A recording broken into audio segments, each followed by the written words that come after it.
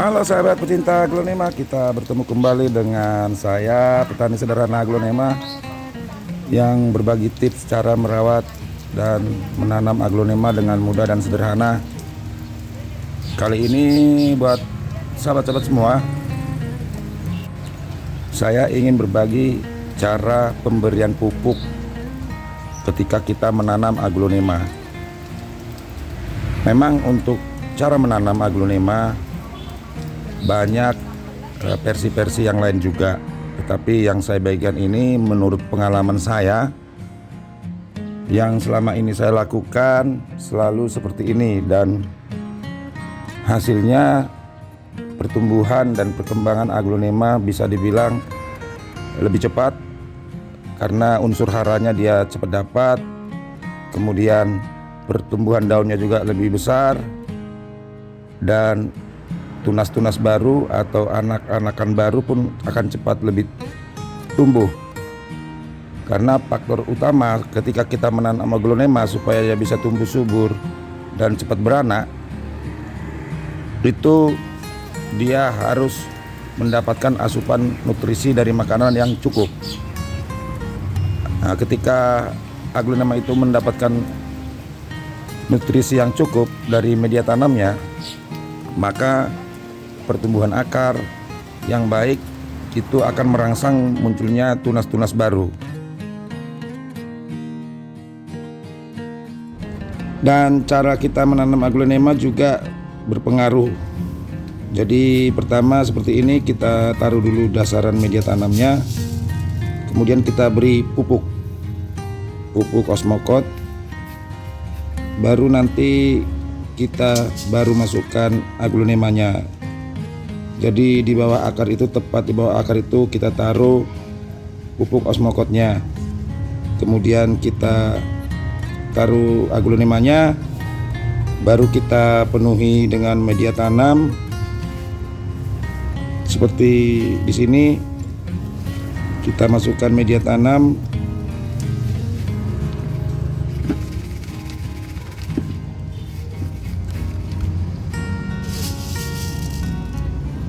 Kemudian setelah setengah media tanam itu masuk, kita beri lagi dia pupuknya.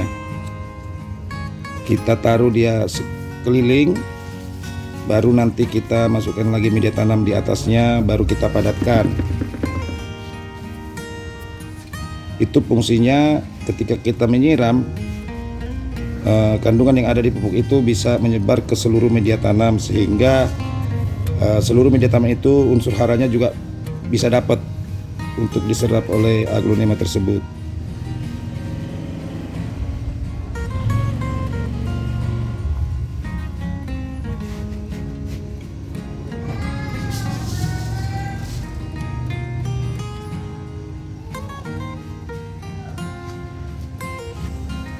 Apalagi untuk aglonema yang sudah indukan, kita tidak boleh terlalu pelit untuk memberi aglonema itu pupuk.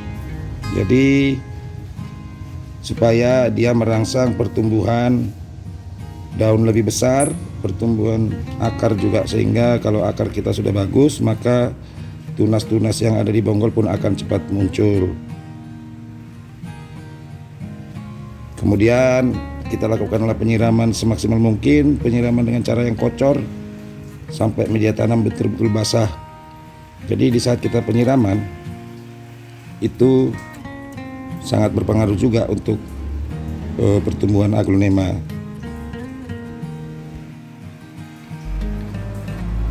Kesalahan ketika kita melakukan penyiraman itu bisa berakibat fatal untuk pertumbuhan aglonema. Misalnya teman-teman menyiram aglonema teman-teman semua dengan sedikit air atau tanggung. Justru penyiraman yang seperti itu bisa mengakibatkan media tanam aglonema itu akan menjadi panas, dan tingkat keasaman media tanam itu pun akan semakin tinggi.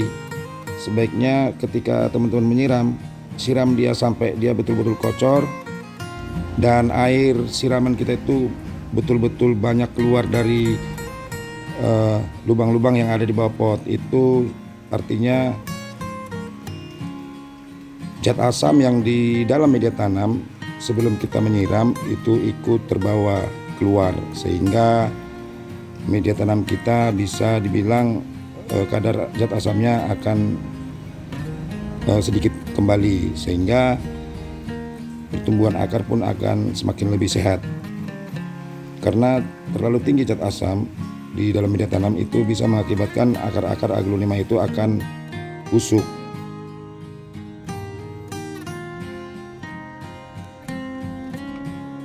Selanjutnya, seperti biasa, teman-teman semua, semprot dia anti hama sehingga dia terhindar dari hama atau bakteri yang kadang bisa mengakibatkan lonyot daun, lonyot batang, lonyot bonggol.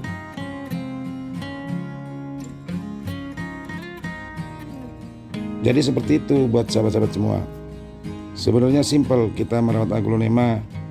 Yang penting media tanam kita benar-benar baik atau terbebas dari bakteri.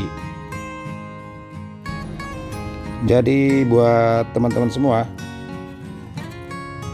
pastikan media tanam teman-teman itu baik.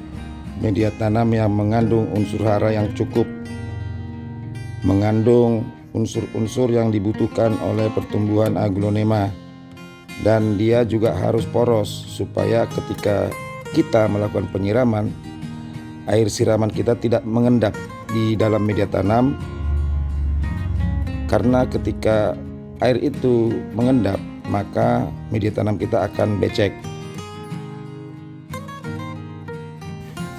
Dan hal itulah yang memicu terjadinya busuk akar. Jadi buat teman-teman semua, pilih media tanam yang poros, yang mengandung unsur hara yang cukup.